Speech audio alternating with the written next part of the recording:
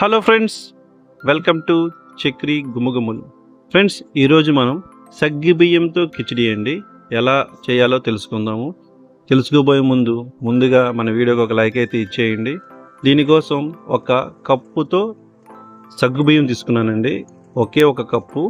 అలాగే దీన్ని ముందుగా బాగా శుభ్రంగా కడిగి శుభ్రం చేసుకోవాలన్నమాట. దీనికి తెల్లగా పిండిలాగా ఉంటుంది. ఆ పిండి అంతా పోవాలంటే మనం బియ్యం కడిగినట్టుగా ఒక 2 సార్లు బాగా రుద్ది కడుగుతాం అనమాట. కడిగినప్పుడు తెల్లగా నీళ్ళు ఇలా వస్తాయి. అవన్నీ వంపేసేసి వాటిని మనం నానబెట్టుకోవాలి. 4 నుంచి 5 గంటల పాటు నానబెట్టుకోవాలండి. అయితే ఈ రెసిపీకి మనం ఉల్లిపాయ కానీ వెల్లుల్లి కానీ అస్సలు వాడమన్నమాట. శుభ్రంగా కడిగిన సగ్గుబియ్యంలో ఎంత కప్పుతో అయితే మనం సగ్గుబియ్యం తీసుకున్నామో అంతే క్వాంటిటీ నీరండి ఆ సగ్గుబియ్యంలో పోసి నానబెట్టేస్తాం అన్నమాట. ఇది 4 నుంచి 5 గంటలు నానితే సరిపోతుంది. అంటే వాటర్ మొత్తం శుభ్రంగా పీల్చుకొని, చూసారా అలా గలగల్లాడుతూ ఒక్క చుక్క కూడా వాటర్ ఉండదు. కావాలంటే మీకు ఇప్పుడు చూపిస్తాను. అసలు మనం వంచడానికి అయినా ఒక డ్రాప్ వాటర్ ఉందో లేదో మీరు చూద్దరు. కానీ ఇప్పుడు చూసారా, ఇందులో ఒక్క డ్రాప్ వాటర్ కూడా లేదు. చక్కగా మొత్తం అంతా కూడా అది పీల్చేసుకుంది. అలాగే మెత్తగా అయిపోయిందనమాట. ఇప్పుడు మనం రెసిపీ ఎలా చేయాలో వెళ్ళిపోదాం. దీనికోసం ఒక క్యాప్సికమ్ తీసుకున్నామండి.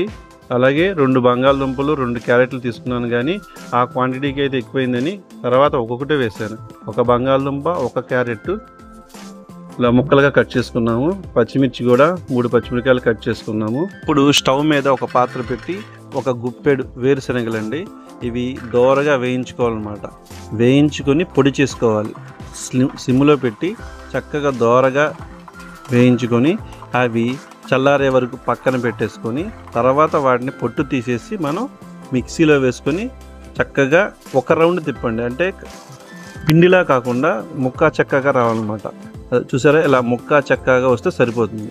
ఇది మనం పక్కన పెట్టేసుకుందాం. ఇప్పుడు స్టవ్ మీద ఒక పాత్ర పెట్టుకొని దాంట్లో మనం కొద్దిగా నెయ్యి వేస్తున్నామండి. దీనికి నూనె వాడమండి, నెయ్యి అయితేనే కరెక్ట్గా ఉంటుంది. దీనికి ఒక టేబుల్ స్పూన్ నెయ్యి వేసి ఆ నేతిలో కొద్దిగా జీడిపప్పు అయితే వేగనివ్వాలి. అది దోరగా వేగిన తర్వాత మనం కట్ చేసుకున్న పచ్చిమిరపకాయలు, 2 పచ్చిమిరపకాయలు కట్ చేసి పెట్టుకున్నాం కదా, అవి ఇందులో వేసి అవి కూడా కొద్దిగా వేగనివ్వాలి. వేగిన తర్వాత కొద్దిగా కరివేపాకు కూడా వేసి ఇప్పుడు నానబెట్టి పక్కన పెట్టుకున్నాం కదండి సగ్గుబియ్యం, అవి కూడా ఇందులో వేసేసి సిమ్లో ఉంచి చక్కగా మొత్తం కలిసేలాగా బాగా కలిగి తిప్పండి అన్నమాట.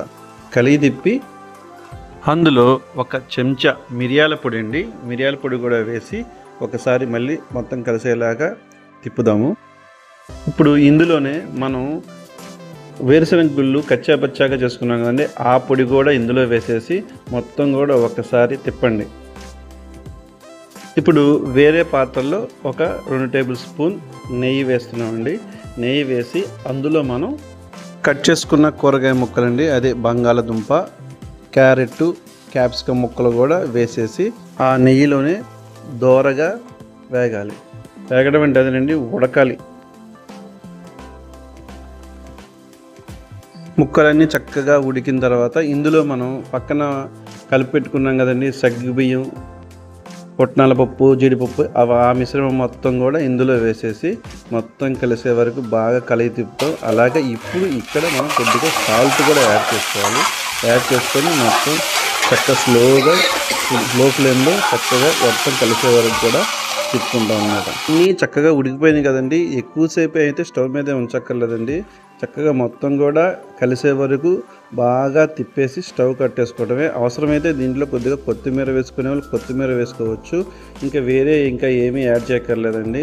ఎప్పుడు రొటీన్గా కాకుండా ఇలా కొద్దిగా అప్పుడప్పుడు ఇలాంటి మంచి మంచి వెరైటీస్ అయితే ట్రై చేసి తినండి. టేస్ట్ అయితే చాలా అద్భుతంగా వచ్చింది. నెయ్యిలో వేగినాయి కదండి, మా పిల్లలు అయితే బాగా ఇష్టపడ్డారు. ఇందులో మనం వెల్లుల్లి కానీ, అల్లం కానీ, ఉల్లిపాయ కానీ ఏమీ వాడకుండా చేసామన్నమాట. అలాగే ఇలా మీ సపోర్ట్తో ఇలాంటి మంచి మంచి వెరైటీస్ మీకు అందించాలని కోరుకుంటూ